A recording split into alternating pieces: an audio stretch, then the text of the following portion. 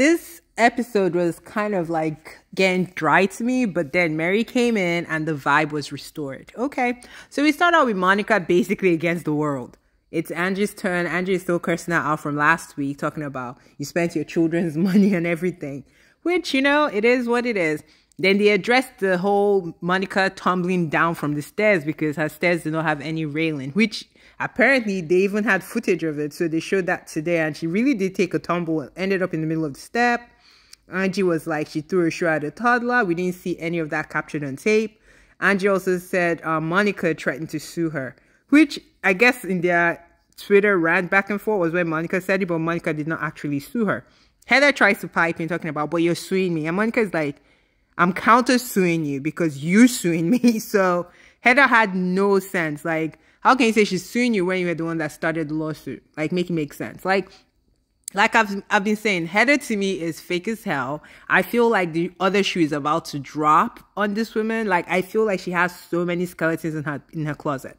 But I digress. So the ladies are just there. They're talking about Barlow, sorry. His trip to Colombia, which was derailed. Lisa makes a joke that, no, he's in California surfing, but apparently he was stationed in California while he waits for his visa to Colombia. So she finally tells us that his visa to Colombia is here. She's looking forward to him. She's looking forward to him basically going. The other Mormons in the room, Heather and Whitney are kind of like, well, he's going to come back different. But Lisa is so like combative and all this stuff. And I'm just like, oh, like she's scared that, you know, the real true, like the Mormon in him will come out, whatever. I'm like, girl, he's gonna change. Your religion is very restrictive. It is what it is. Somehow Lisa has gotten away with being as liberal as possible in this religion. The way they describe it seems cult-like. So I was like, how is Lisa getting away? She has a whole alcohol company. She doesn't dress modest, to say the least. So I don't know how Lisa gets away with it, but Whitney and Heather couldn't. So that's puzzling. But they're basically like, well, you know, it's not a big deal. We're just saying he's going to be different.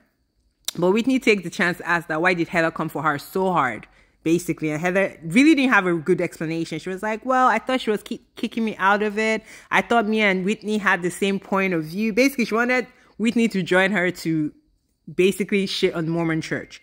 Which is weird because, girl, you wrote a book already. Like, girl, let it go.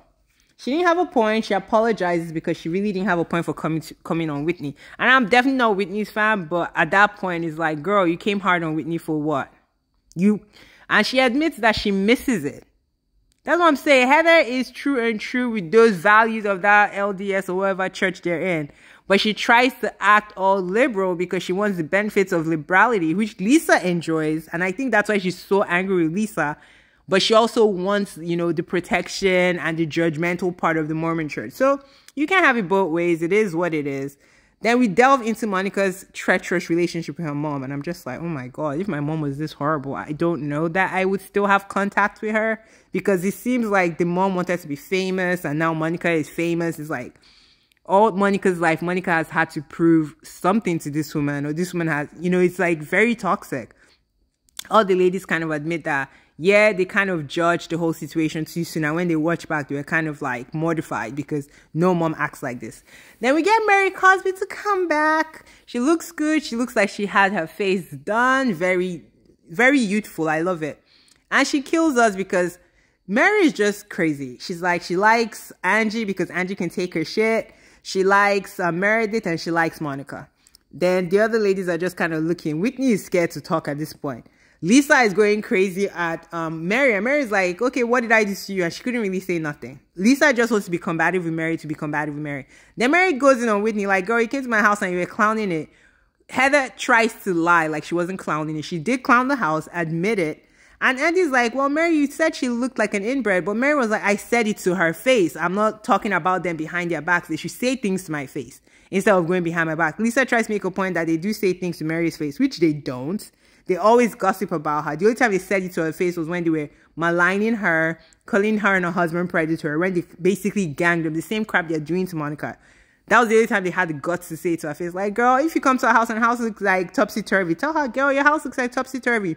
Then she tells us about this information that nobody wanted to hear about, her son's sex life. And I'm like, girl, This is so cringe. Like, I do not want to hear this. Keep this to yourself. She's like, she walked by, she heard the girl being all histrionic, and she was like, girl, don't lie to my son. If he's really that good, then tell him he's that good, but don't lie to him if he's really not that good. I'm like, sis, what concern of it? And why are they having loud sex with Mary in the house? Like, this was, everybody's face was agape, like, this is crazy. Like, Mary, stop. We don't want to hear this about your little boy. Then she still doesn't want to admit that her son is married. And I'm like, girl, this boy told you he's married. The girl is basically living in your house. You're hearing her have sex with him. Like, it's so chaotic. But another side news, apparently Mary's son was recently arrested for DUI, I think. And also he admitted to using Oxycontin. I'm just like, oh my God, please don't let this boy be on any narcotics. Like, this is bad, if this is true. Allegedly, I don't know. But yeah, Mary, to me, gave me life.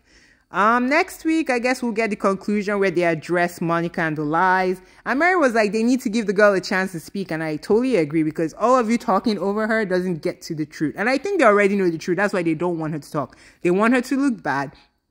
Did Monica lie? Yes. But she's not all horrible. I wouldn't condemn her totally. But let me know what y'all think. Like, dislike, subscribe, share. Let me know. All right, guys. Bye.